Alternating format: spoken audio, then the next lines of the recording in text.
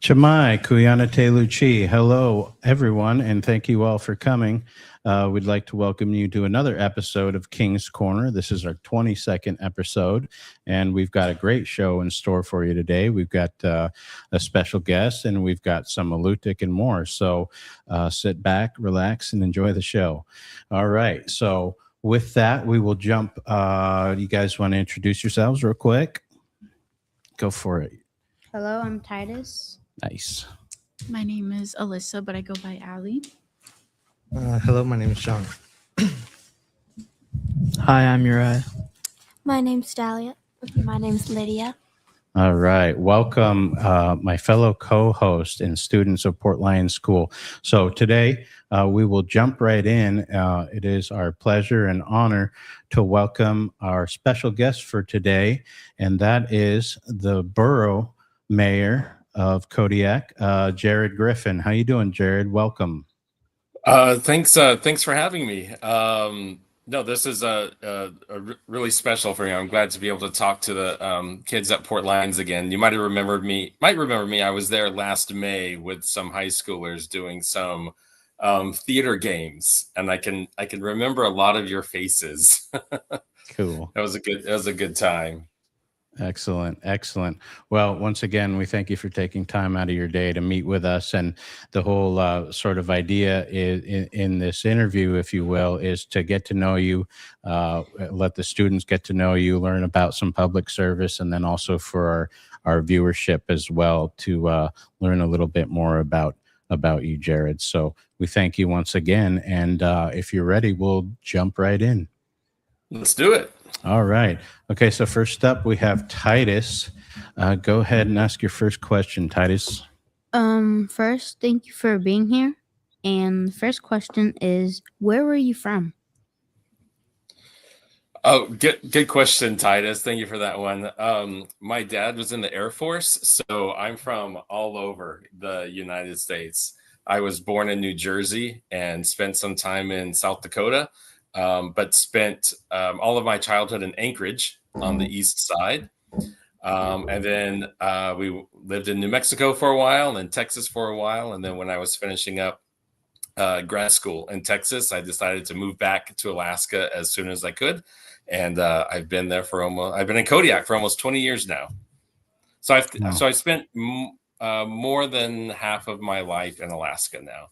Okay. Great. And you mentioned I was in the Air Force too for a time. And Okay. Were you at Ellsworth then? Yep. Okay. Yep. Wow. We were on base for a couple of years and then moved Okay. off base. But, Okay. Great. Yeah. Well, I spent about 4 years there. So excellent. Okay. That's They had good a to great know. bowling alley. Oh, right. Yeah. Good bowling alley for sure. Okay. Appreciate that. All right. And let me do this. And go ahead, Allie, with your first question. What's that? Because Titus just asked that. Do I have to? Oh, no, it's similar, but Okay. yeah. Thank you for being here with us. Where did you grow up? Okay, so yeah, I grew up mostly on Air Force bases. That's a different kind of neighborhood than living anywhere else. But yeah, my formative years were in Anchorage on the east side, off of Muldoon. I went to Susitna Elementary School, and we were the Wolverines, and had the great fond memories of that school. But yeah, it was a great time living in Anchorage in the 80s, in the 1980s. I know that really dates me, I'm sure, for a lot of you. Join the club. Yeah. Great neighborhood, great sledding. Moose came into our backyard all the time to eat our strawberries and rose hips, and so that was where I spent the bulk of my childhood, and then finished up high school in West Texas, completely different than Alaska. Great. Excellent. Thank you for that question, Allie. All right, Sean, you are up, sir. Hello, thank you for being here. My first question is, did you go to college or some other higher learning? I did. After high school, I got a small scholarship or good enough scholarship to go to the local community college.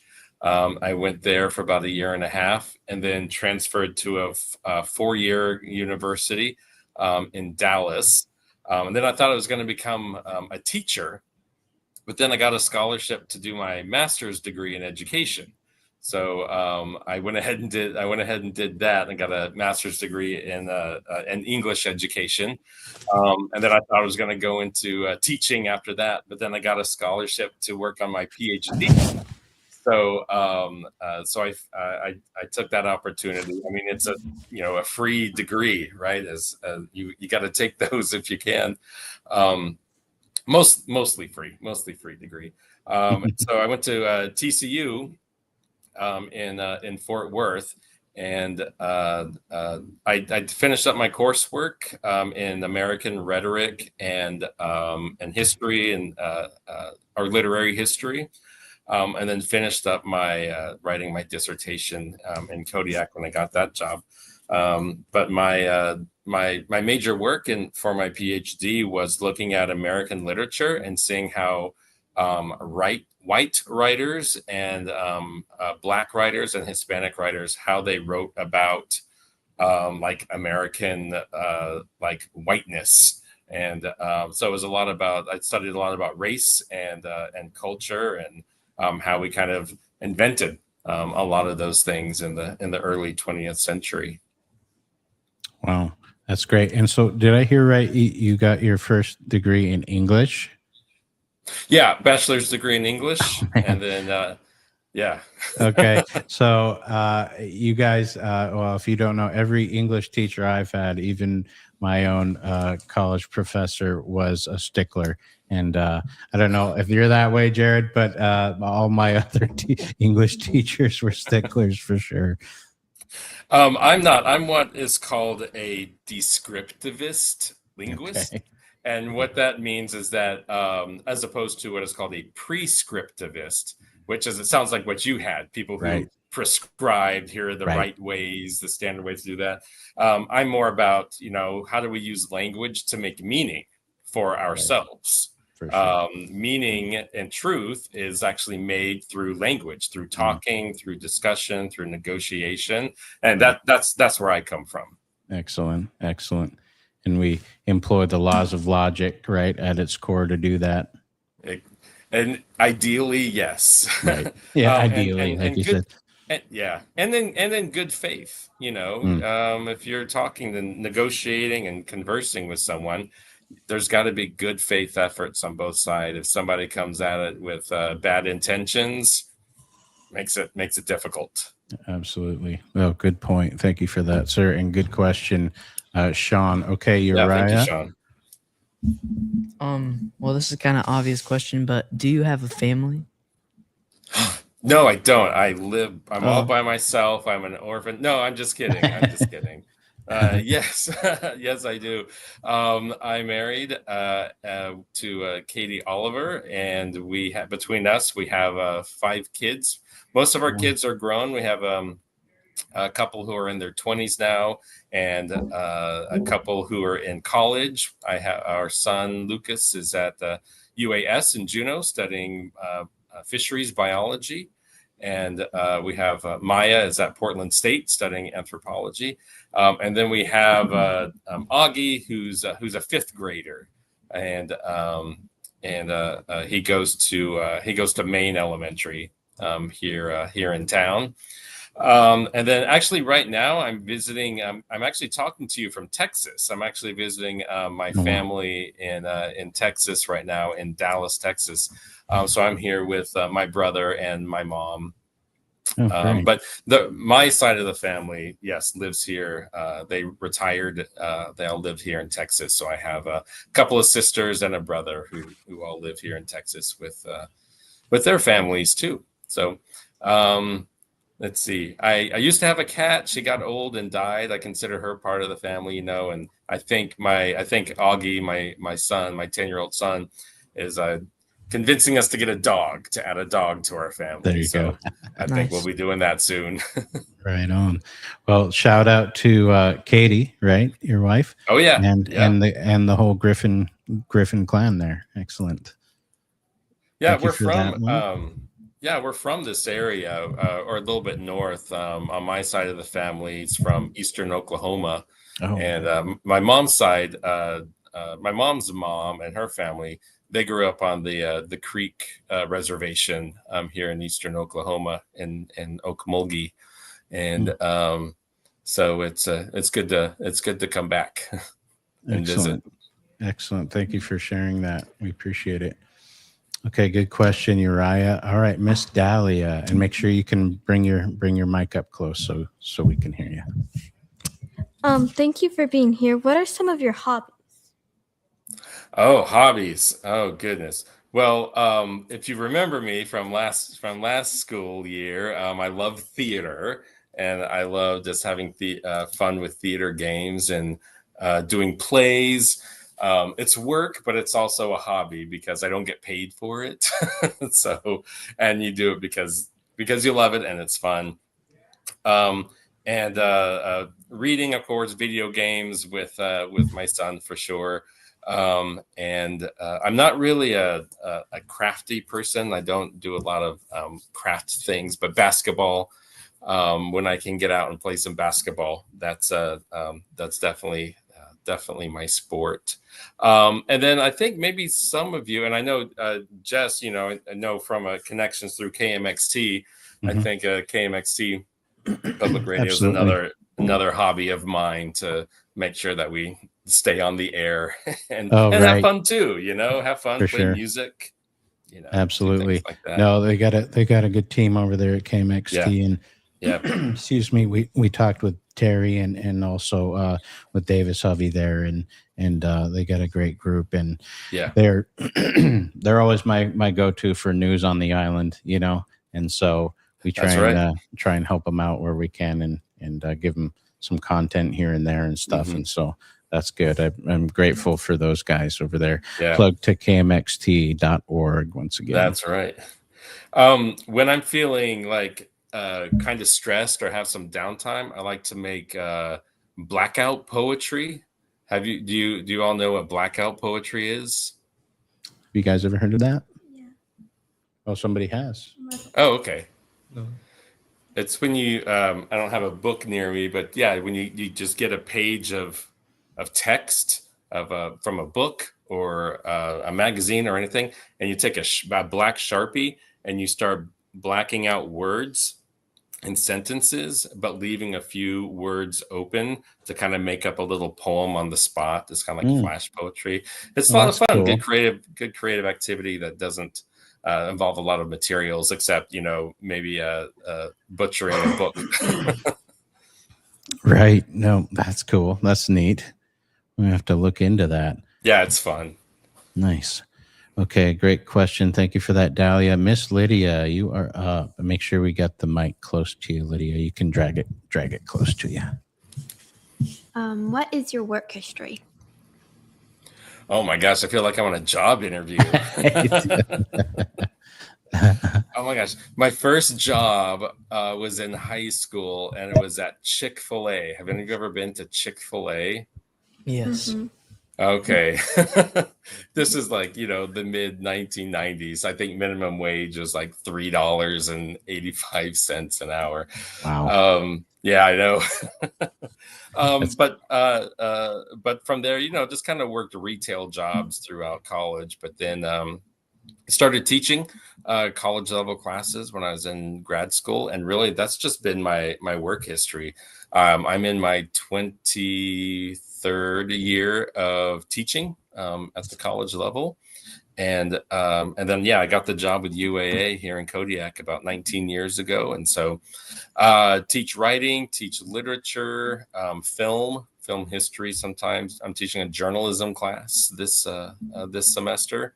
What I like about my English degree is it really opens me up. I can teach just about anything that I want, Right. because everything's language, right? So Right.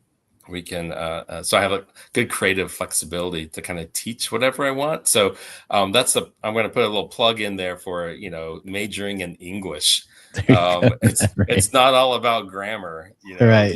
With an English degree you can study anything that you want, and then you're pretty highly marketable. I know that there are English majors with people with a bachelor's degree in English. They work for a law firm, and they make twice as much money, as I do teaching, because you've got mad language skills, research skills, writing skills. So don't diss the English major. That's, for sure. It can take you places. Right. That's cool. Well, it makes you valuable there in the marketplace, right? And so that's a good one to consider for you all. If you guys enjoy English, or if you like words, or stuff that Jared's talking about, might be something to think about. All right. Thank you for that, Miss Lydia. Titus, would you want to ask your second question, brother? What land area does the Kodiak Island borough cover? It's about several thousand square miles. It's the whole archipelago, plus a little bit up there on near Katmai, across the Shelikof Strait. It's a massive land area. I think about the size of West Virginia, if I can remember right. It's wow. And it's we also have the longest shoreline. Our borough has the longest shoreline of any other island or archipelago in the United States. So a lot of coasts, right? A lot of coasts there. So, and I can't remember. I saw something that if we were to flatten out all of the mountains in Kodiak,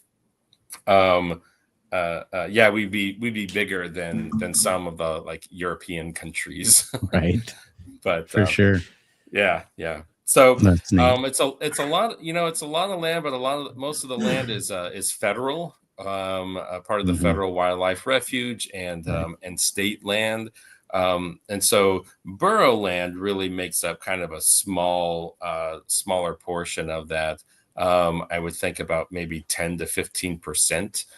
Because most of it is that protection, federally protected lands that they don't want us to build new cities, do mining, those kinds of things. So it looks like a lot, but really, I think in the scope of things, it's just a smaller portion of the big land, which means that we have to make sure we have good relationships with the state and good relationships with the federal government in case we need things, and we need a lot of things. For sure. Well, thank you for that explanation. That's helpful. Okay, thank you for that question, Titus. All right, go ahead, Allie. How long have you been on the borough assembly, and how long have you been the borough mayor? Thanks, Allie. Yeah, I was on the borough assembly for 4 years. I was appointed to fill. Somebody had resigned their seat, so I was appointed by the assembly to fill in the final year of her seat, and then I ran an election, or ran a campaign, and then I was elected for 3 more years. And then at the end of 3 more years, a lot of people asked me if I would run for mayor, and I thought about it for a long time. And I decided to run, and I've been the mayor for just about 4 months now, about like four and a half months. Okay. It hasn't been too demanding just yet because we've had a lot of holidays in there, yeah. but right now we're starting working on the budget, and so now Ooh, the real fun. work. The real work begins. Yes. Right. Okay. And so both you and Terry are new to the job then. That's right. Yeah. Terry Haynes, the city of Kodiak mayor. His term is for 2 years, and the borough mayor is a term for 3 years. Okay. And Terry, I think, is only going to do it for 2 years. Okay. I see. Great. Thank you for that. All right, Sean. For my second question, what is the difference between the city council and the borough assembly? All right, this is a huge question. Thank you so much for this, Sean. I actually have a kind of a presentation on this, and so maybe next time in Port Lions, I'll give like a longer presentation about this. The short of it is we should think about a house. Think about a big house, and this big house is the borough. Okay, so if you're running a big house, right, you've got to take care of the land. You've got to take care of what else you have to take care of in a house, like the trash. You got to figure out the trash. You got to keep fences up to keep the bears out of the trash. You got to make sure that everyone who lives in the house has an education and has economic opportunities.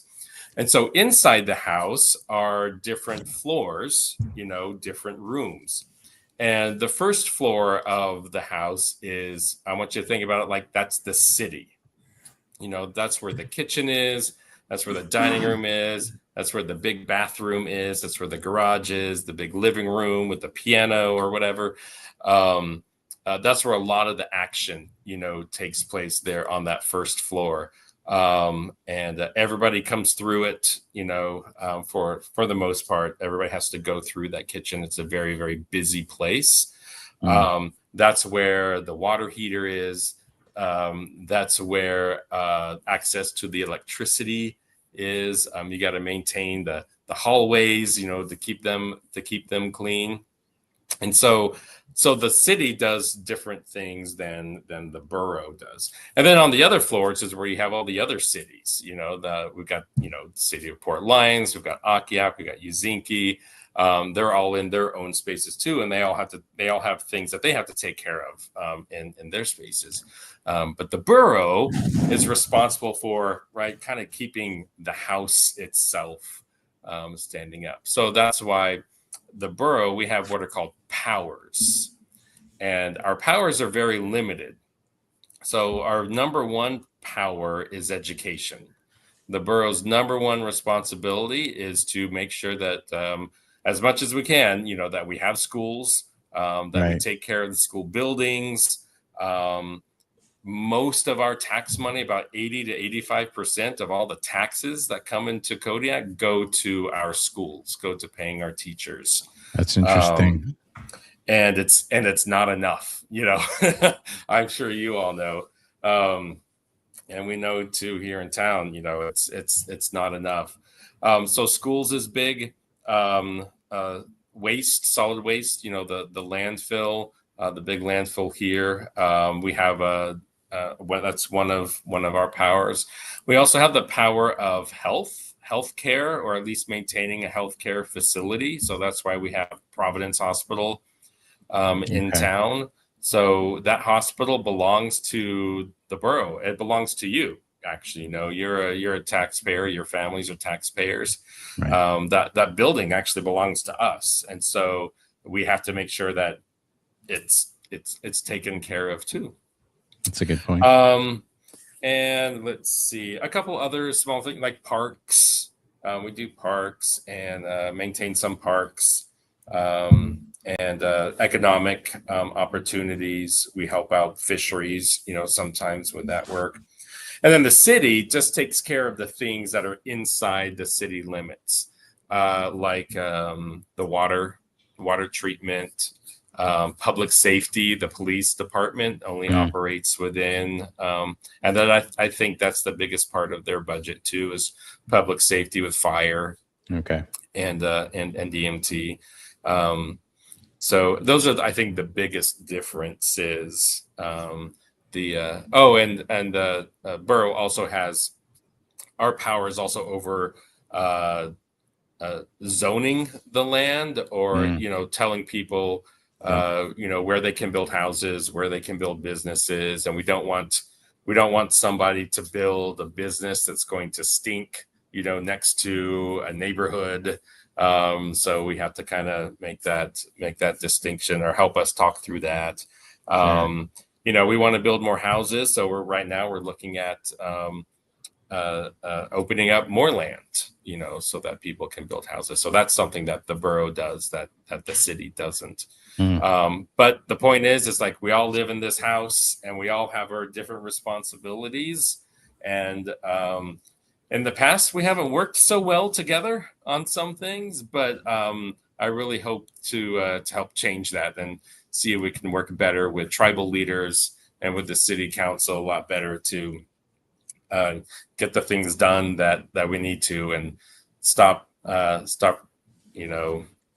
arguing as much as we can, because money is scarce, resources are scarce. So yeah, we got to take care of ourselves. Nobody else is going to take care of us for us, so That's a good point. Thank you for that. I appreciate that. does that make sense? I know that's kind of long and rambling, but did that answer your question, Sean? Yeah. That's comprehensive right there. Okay. All right. Thank you for that, Sean. All right, Uriah. Could you explain a day-to-day experience as the borough mayor? Of course, yeah. Thanks, Uriah. So in Kodiak, the mayor is what is considered a weak mayor, which means that most of the day-to-day decisions about running the borough are actually done by our borough manager, who the assembly hires. As mayor, I get to I usually wake up in the morning and there are emails from residents, from citizens overnight who like maybe are concerned about schools or concerned about lands. And so I usually start my day answering those kinds of emails from residents. And then as the day goes on, I'll get questions from the borough manager, helping guide her make some decisions and give my insight. She's really good at collaborating that way. And then it's meetings. I know you kids love meetings, don't you?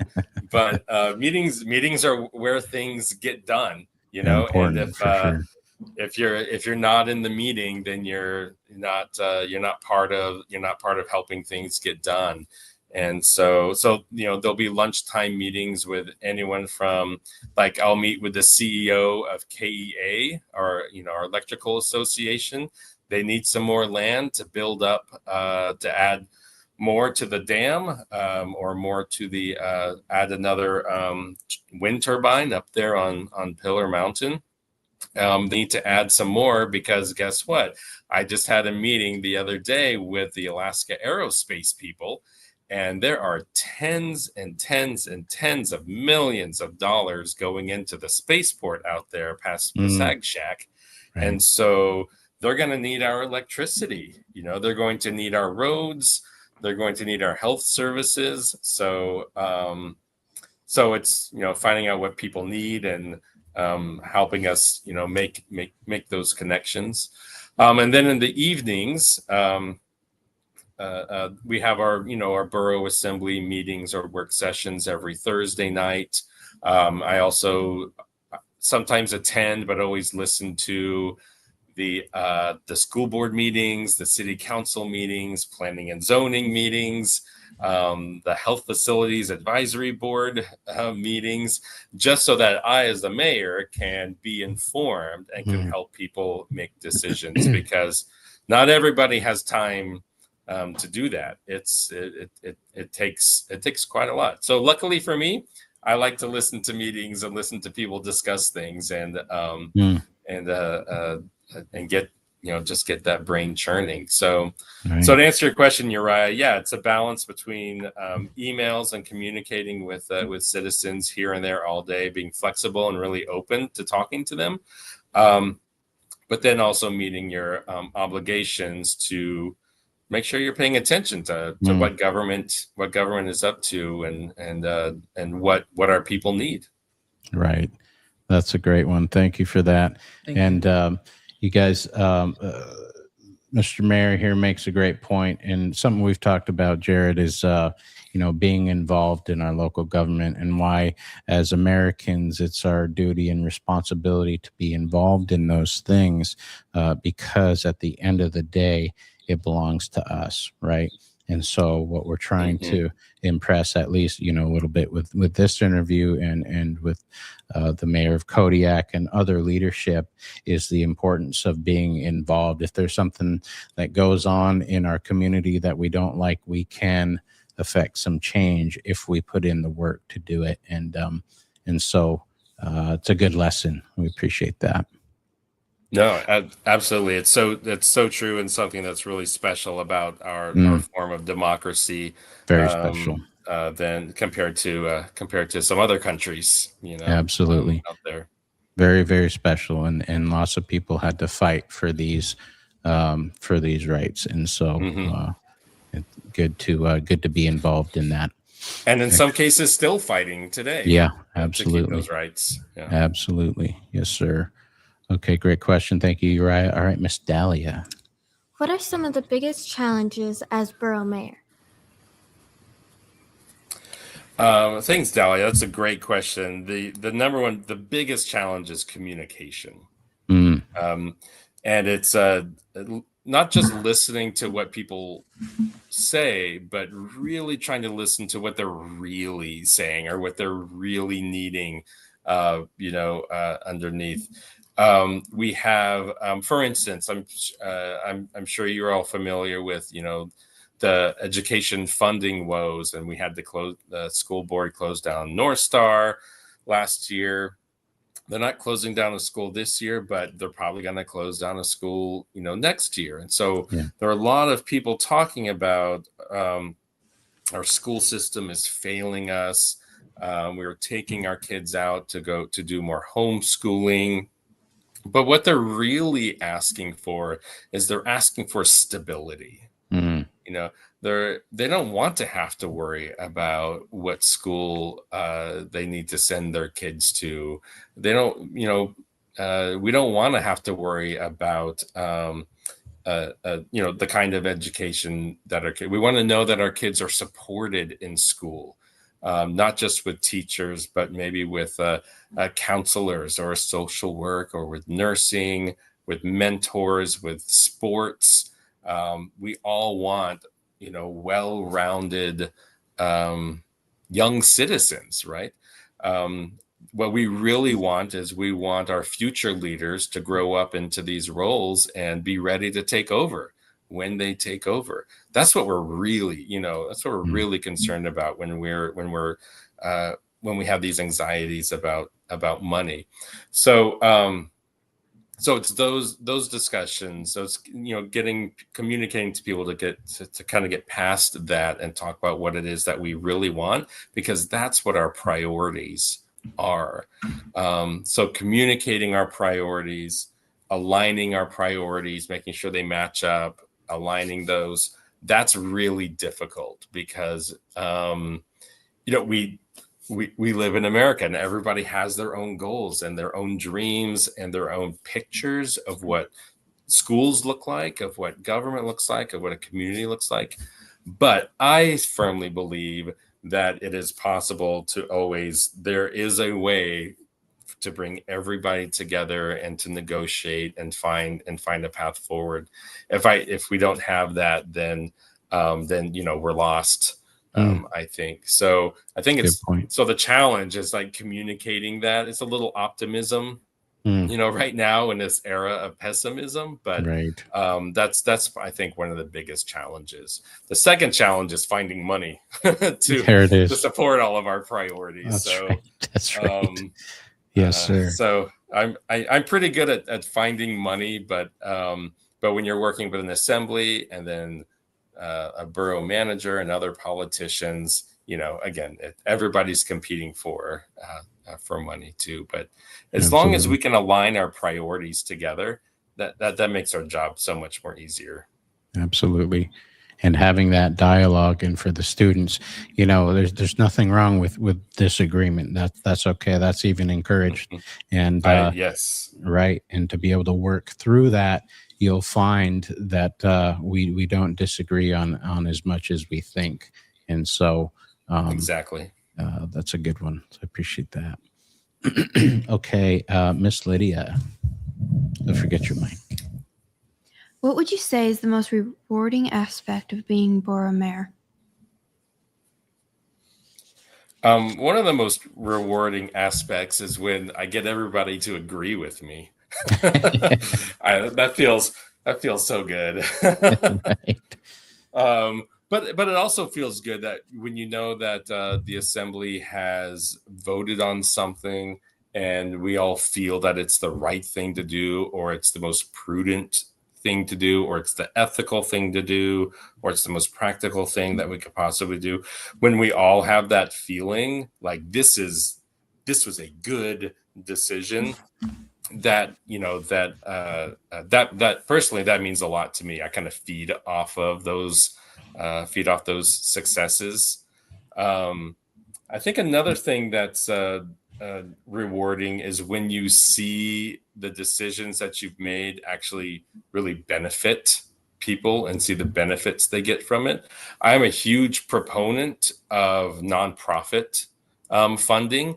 I think it's important that local governments contribute, even if it's just a little bit of money, to our nonprofit organizations, because they do so many services for the community that if they didn't do those things, then the government would have to take them on. Right. So I'd rather have the nonprofits do it. And so when I think we give about, I think last year we gave about $10,000 to CANA for their WIC program for infants and children. Mhm.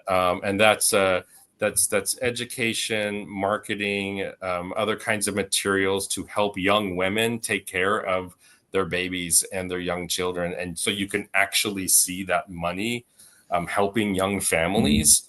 That's and when they come to when they come to us and they come to the assembly and they say, look at all of these great things that this money has done. Like, I mean, what greater reward, is that than to help people who are who need the help, who are more Right. vulnerable, and we can, in an ethical way and in a transparent way, pool our resources together and do that. So That's great. For me, yeah, that's quite rewarding. Excellent. Great Absolutely. Yep. And then how are we doing on time, Jared? We have one more round of questions that each student would like to ask, but if you're squeezed for time, I know Nope. we talked about time frame. Nope, I'm good as long as you're good. Okay, great. All right. Thank you for that. All right, Titus, what's your last question? What? I haven't done. There's 2 left. Okay. What are your job responsibilities? So as mayor, responsibilities are chairing the assembly meetings. But then during the meetings, it's not just, running through all of the items. I think the job as the mayor during the meetings is to help the 7 people on that board reach consensus, so that the staff knows what to do, or so that they can come to a majority vote on something. Sometimes the consensus isn't something I always agree with, but I think it's important that they all speak. There's a word called univocality, and that means to speak with one voice. And so you want to try to get the assembly to speak as one voice as best as you can. You don't always get there, but during the meetings, I feel that that's my job. Next, my other responsibility is one. I write letters, write letters and sign official letters and declarations and things like that as a representative of the borough, and then represent the borough to the Alaska legislature. I was just in Juneau a couple of weeks meeting with the education committees and some other folks related to the spaceport. Again, just kind of communicating our interests and our needs to them, and to garner support for that. And then I also appoint people to boards and commissions and committees, and then to kind of look at and revisit those. We're going to be doing some major shakeups of some of these committees that we just don't don't need it anymore, but we've been doing because it's just been tradition, but Yeah. there are some that don't need that. So Absolutely. I think my job as mayor is to kind of keep things going forward and not just keep running on that hamster wheel around and around. And then practically I get to break ties. So if there's ever a tie vote, then I break the tie. Right. That's the only time I vote. Right. This is guys, and gals, this is a really good insight into how a local government operates and works, and some of the pitfalls and some of the difficulties in trying to do what's best for everybody overall. And so this is really appreciate this, Jared. This great insight. Sure. All right. Thank you for that, Titus. Miss Allie. If you could look back and give your younger self advice, what would it be? Oh gosh, I don't know. I think I did everything right. No, I'm just kidding. I know it might sound weird to I did not get involved in local government and civic life until about maybe 10 or 12 years ago. And I really think, looking back, knowing what I know now about how important local decisions are, I totally would have told my younger self, get involved earlier. Just you have this power, exercise the power. It doesn't matter how young you are and how much you think that you don't know, or that maybe you're not ready. Man, you are always ready because you live here. If you live here, you are ready. I think that would be the number one thing looking back, would be to get started earlier. Wow. That's a great piece of advice there. And for you guys, don't worry about being young when it comes to that. If you didn't know, most of the founding members of our Constitution were fairly young individuals. There were some obviously a little bit older folks and stuff, but they were fairly young, and so don't be afraid to get involved while you're young. Absolutely. Yeah, that's one reason I don't like studying U.S. history, is because I look back at all, like, Alexander Hamilton was like 24 years old doing all these things, and what was I doing at 24 years old? I wasn't doing that. It makes me pretty feel impressive, a little guilty. Right? It's very impressive. Pretty cool. All right. Thank you for that, Miss Allie. Okay, Sean. For my last question, what advice would you give to someone interested in a job like yours?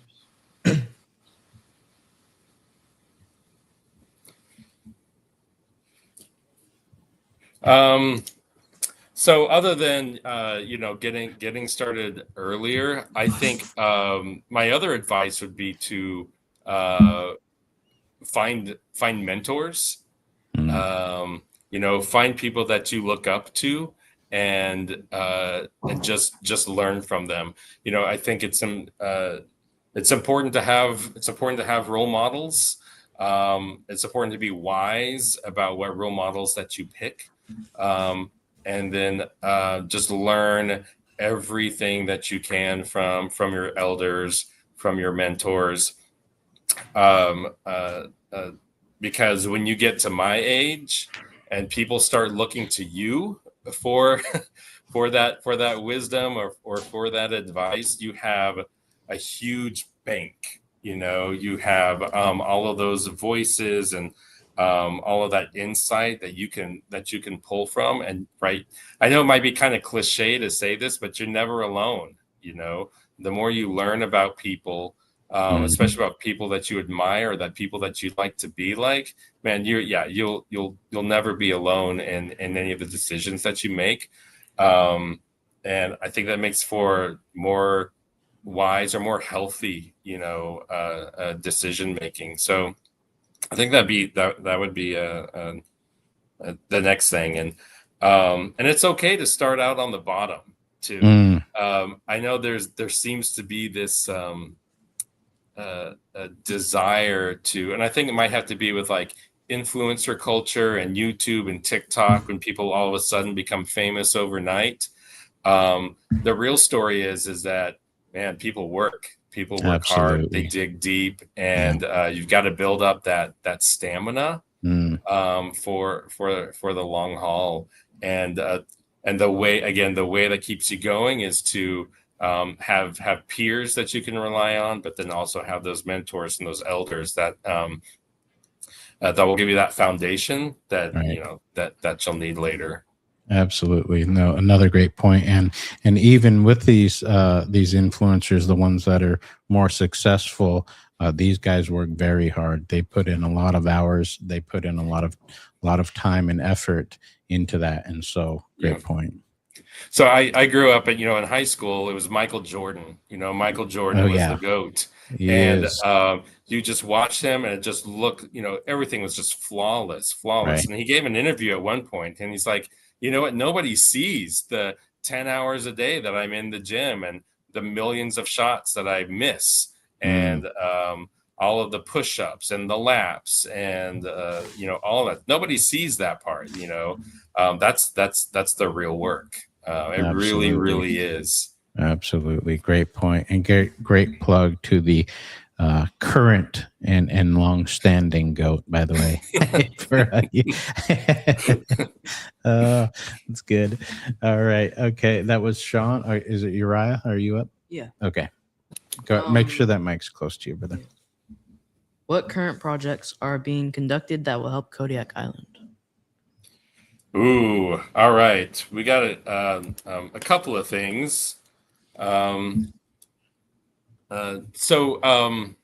guess there'd probably be like 3 big projects to kind of keep an eye on. One is the hospital. The hospital is going to need a major renovation rehaul. No, it was built in the first part of it was built in the 60s and then had a few more additions, but it needs, I think, about $16 million worth of work on it. Wow. Probably maybe even a little bit more than that. But we only have $6 million. So there are talks about, selling the building.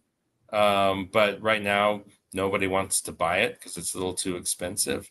There are also talks about building a brand new one because the current one doesn't quite meet the seismic. If there's an earthquake, we're not too sure about it. And plus, medical technology has progressed so quickly that our current facilities just can't keep up with the energy demands, the space demands, the HVAC demands.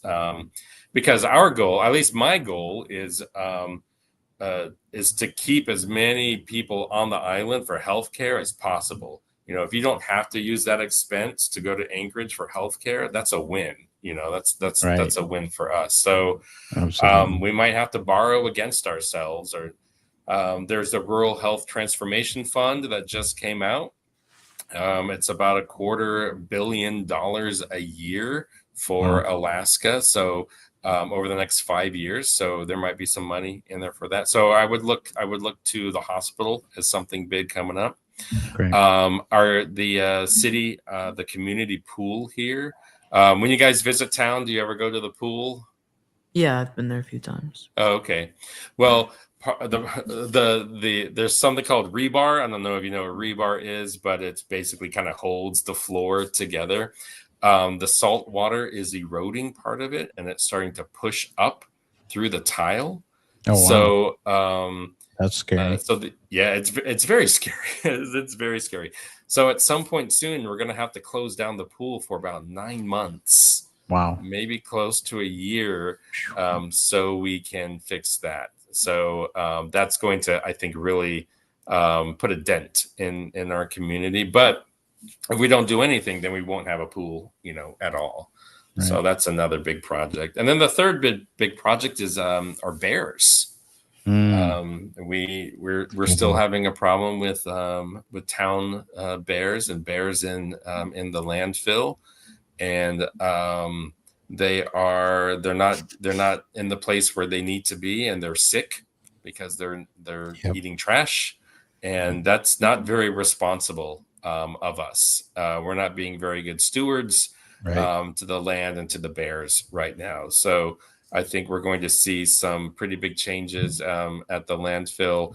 And I think the borough is also working with CANA on looking at helping to look at some of the I don't know if Port Lions was on the list, but I know that Old Harbor and Akiak might have been, maybe not with bears for Akiak, but so some of the, what are we doing with our waste, right?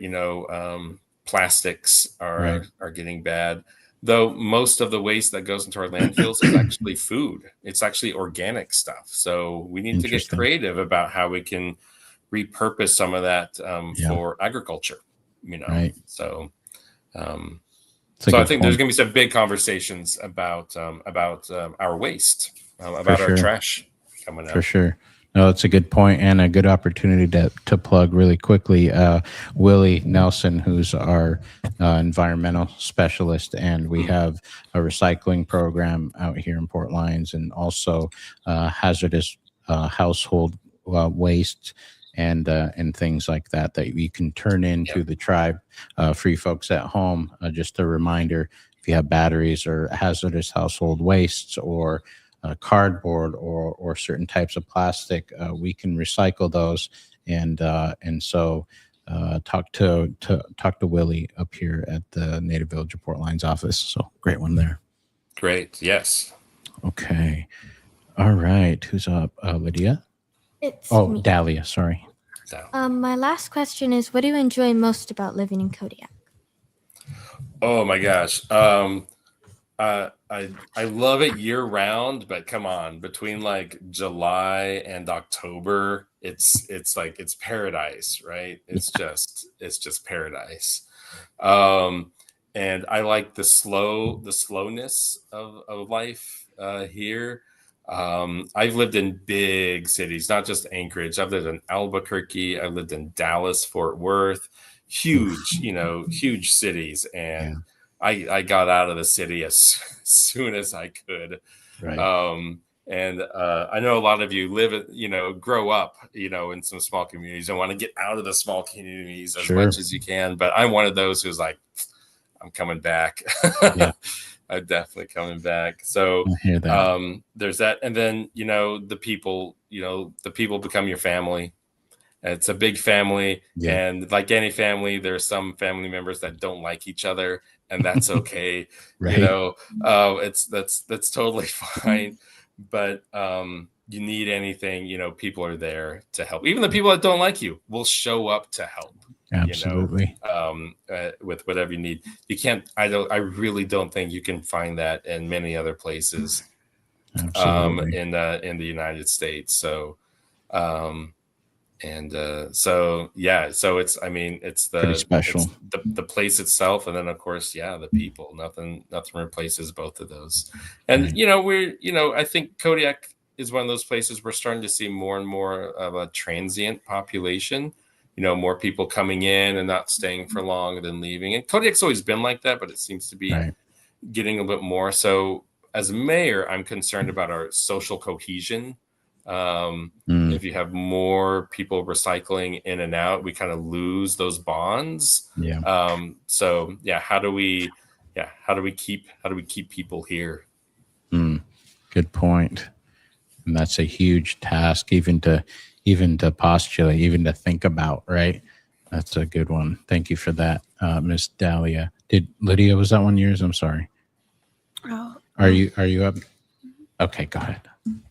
Do you have any news that relates to Kodiak Island Borough that you would like to tell our viewers? News. I know you kind of covered that in the last one, but yeah. I think I think part of the biggest news, I think, for us to keep an eye out on is the expansion at the spaceport and the expansion with the Coast Guard. We're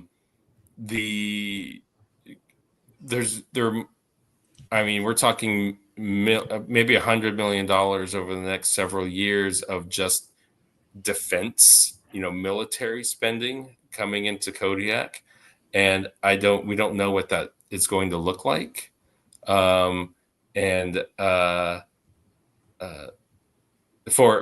everybody, because it's environmental. They are projecting between 50 and 60 launches a year, maybe even more from Kodiak. So, what does that mean for the environment? What does that mean for migrating birds and whales? What does that mean for our infrastructure? We just don't know. And so I think that's some news to kind of, keep an ear to the ground on. I'm trying my best to keep ahead of it. Hopefully I get to go to a conference later on this summer in Albuquerque, actually.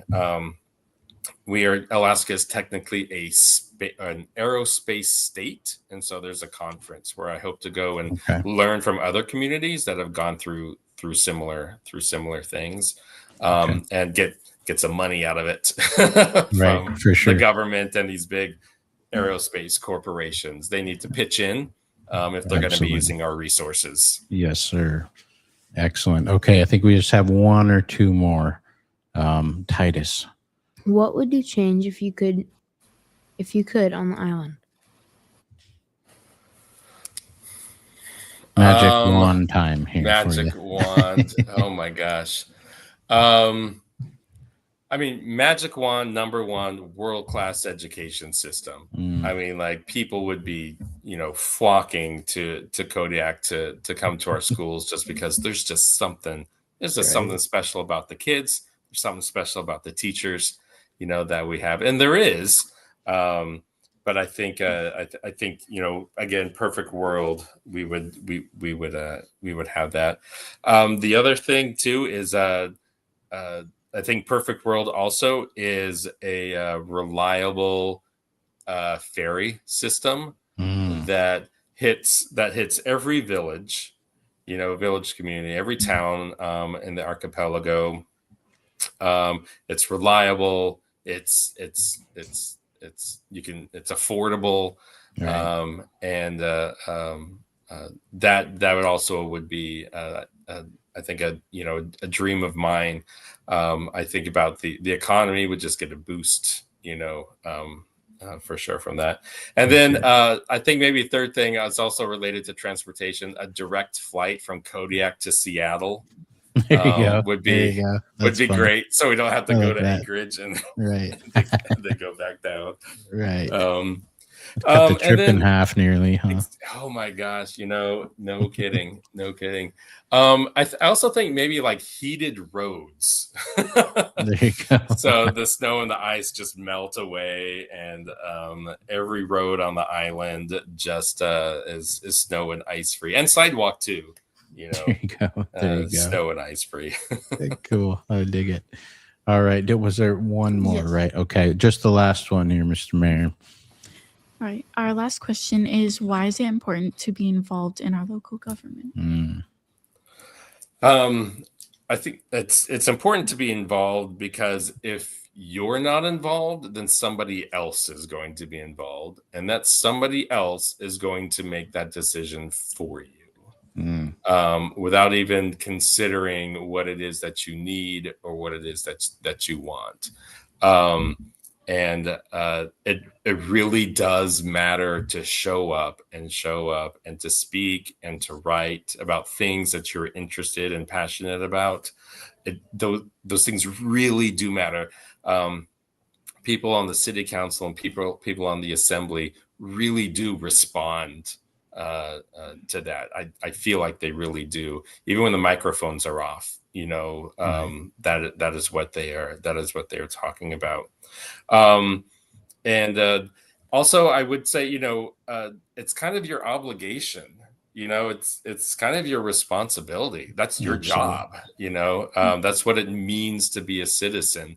Citizenship basically means is defined as what it means to live in the place where you live, right? So to be a citizen of Kodiak City might mean something different to be a citizen of the village of Port Lions. You have different responsibilities there than I have, here in the city or in the service area, where I live.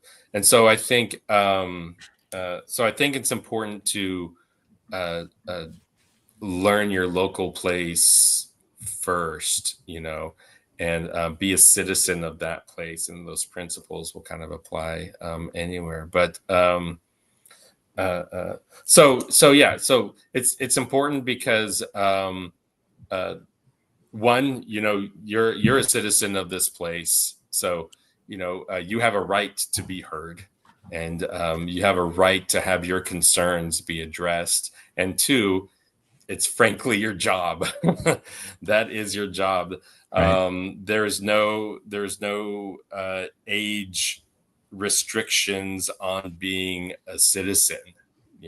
Right. You are a citizen, therefore, I don't think we necessarily maybe do a good job of that, as good a job as we can, from people of my generation, teaching y'all that it's not a privilege. I firmly believe that it's not just a right. I firmly believe that if you are living in a place that is literally your job, right, to get involved and fight for the things that you think are right. Yep. It is the duty, I agree 100%, of us to take control and be involved, because the reason why is, if we don't, some nations have dictators to decide all these things for them. And some nations have kings and queens that make these decisions for them. Our great experiment is that we are making the decisions, and so why it's so important to be involved. Exactly. Excellent. All right, sir. Well, thank you so much, and we appreciate you taking the time to visit with us here a little bit. We're definitely grateful. And so why don't we give the borough mayor a little round of applause, guys? Thank you.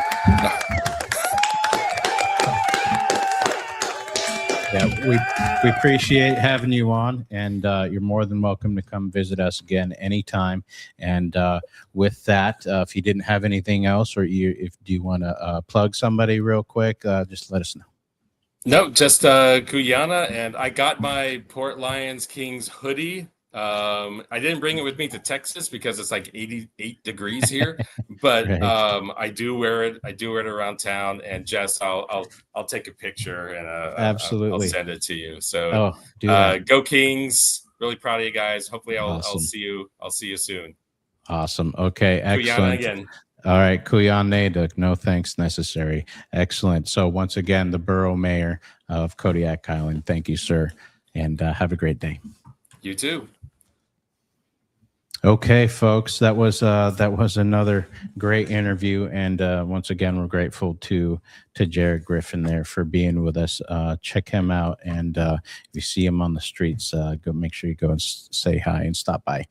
And so with that, we did go a little bit longer, folks, so we won't have time to get to everything here, but what we can do is quickly do the Alutiiq word of the week, and then the weather report, and we will wrap, if that's okay, Mr. Stockard. Okay, thank you, sir.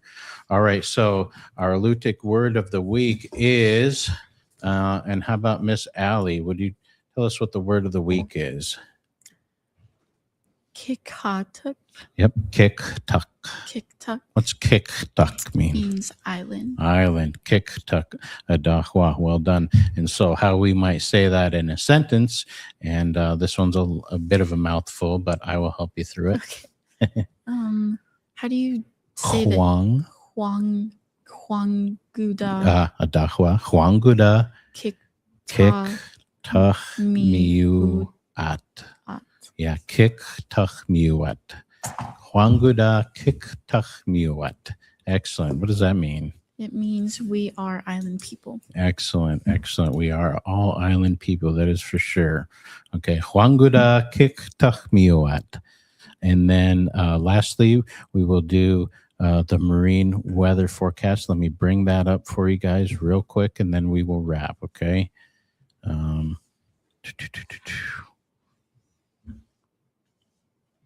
Screen share, where are you? Oh, there you are. Okay. All right, so Miss Lydia, would you share the marine forecast with us real quick? Make sure you got that mic close to you. Dahlia, will you help her? Merritt Awesome. Bay, 335 AM, AKST through March 5, 2026. Okay. Gale warning Friday. Today, inwind 10 carat Knots. Yep. knots, seas 5 feet. Today, tonight, south winds 15 knots become E 25 knots after midnight. Seas 2 feet. Building to 9 feet after midnight. Rain and snow. Friday, south winds 20 knots become southwest 25 knots in the afternoon. Seas 10 feet. Rain. Friday night, south wind 20 knots. Seas 9 feet. Saturday, west winds 30 knots. Seas 7 feet. Sunday through Monday, northwest wind 20 knots. Seas 5 feet.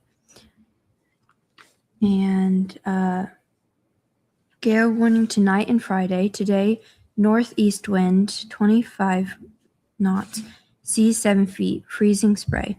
Tonight, northeast winds 25 carat, increasing to 45 carat after midnight. Seas 7 feet, building to 12 feet after midnight. Rain and snow. Friday, southeast wind 30 carat. Yeah, knots. Good job. Doing knots great. Becoming west 45 knots in the afternoon. Seas 11 feet. Rain, freezing spray. Friday night, west wind 45 carat. Seas Knots. 11 Yep. No, good job. You're doing great. knots. Very good. Seas 11 feet. Excellent. All right. Thank you for that. Good job, Miss Lydia, for reading the marine weather forecast for us. And that will do it for another episode of King's Corner. I would like to thank the Native Village of Port Lions for facilitating this, and the teachers over at Port Lions School for helping us out with it. And with that, take care and enjoy the rest of your day, folks. Take care. Bye-bye. All right. And we will go out here in a second. A little outro music for you.